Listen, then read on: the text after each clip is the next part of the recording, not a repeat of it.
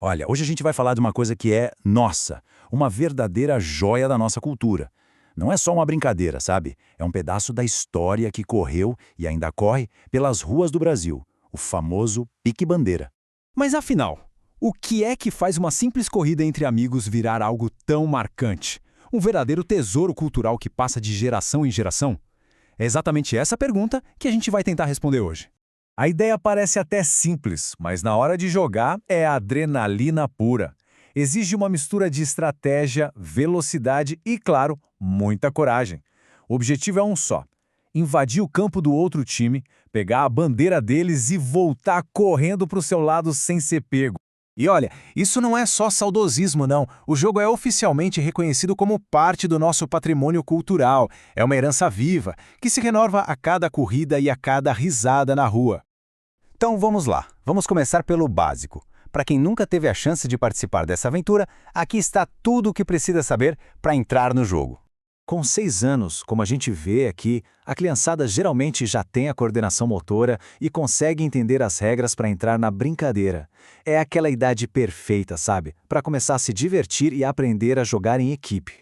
E aqui está o coração do jogo, a missão que define absolutamente tudo: pegar a bandeira do time adversário. É essa busca que cria toda a tensão e a emoção da partida. Tá, mas e aí, como é que se joga? Vamos para as regras essenciais que organizam toda essa bagunça divertida do pique-bandeira. O fluxo do jogo, como o slide mostra, é bem lógico. Primeiro divide a galera em 2 times. Depois, cada um coloca sua bandeira num lugar estratégico. E a bandeira podia ser qualquer coisa, né? Um chinelo, um pedaço de pau. E aí a ação começa de verdade. É hora de invadir, pegar a bandeira e voltar correndo para ganhar. E o que deixa tudo tão emocionante são essas 3 regras de ouro. A primeira é o toque. Se alguém te pegar no campo deles, você fica congelado, paradinho no lugar. Aí vem o resgate. Para voltar a jogar, um amigo seu tem que se arriscar e te tocar para te salvar. E por último, a glória, a vitória, que acontece quando alguém consegue cruzar a linha de volta com a bandeira inimiga na mão, jogo ganho. Mas espera aí, de onde é que veio essa brincadeira que parece tão nossa, tão brasileira? A resposta, olha, nos leva numa viagem de séculos, muito antes das ruas que a gente conhece.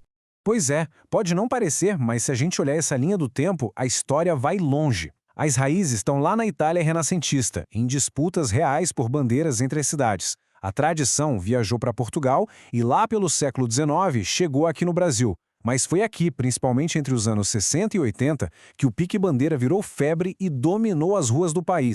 Só que, infelizmente, com as cidades crescendo, o trânsito aumentando, as ruas foram ficando menos seguras para brincar, né?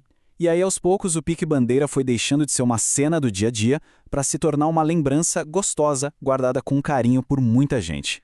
Só que, mesmo virando mais uma lembrança para muitos, o impacto do pique-bandeira foi gigantesco. Afinal, era muito mais do que só correr, ensinava lições valiosíssimas para a vida. Tinha uma percepção social muito interessante na época, que essa citação aqui captura bem.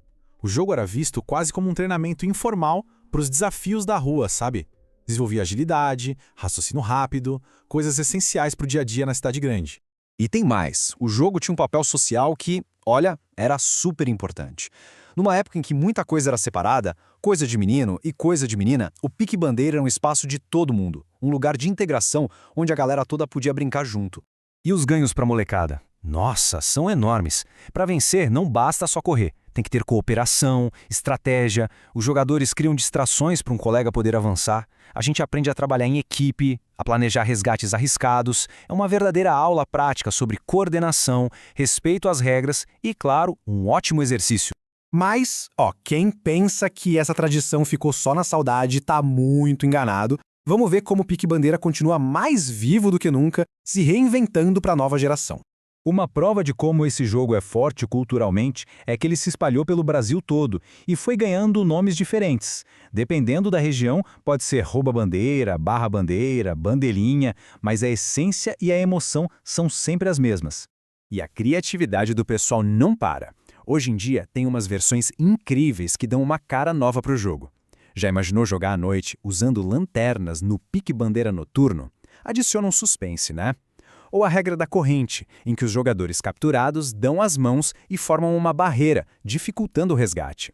Tem até versões com vários tesouros, o que deixa o desafio estratégico ainda maior. E talvez uma das inovações mais fantásticas seja essa de misturar o jogo com contação de histórias. De repente, não se está mais só capturando uma bandeira, mas resgatando o tesouro de um dragão ou salvando o reino de um feiticeiro. Isso transforma uma simples brincadeira numa aventura épica inesquecível. No fim das contas, o Pique Bandeira prova que é muito mais que um jogo. É uma linguagem universal, uma memória afetiva que une gerações e um legado que continua inspirando novas histórias. Fica aí a reflexão. Para quem já correu muito nessas ruas, que memória esse jogo desperta?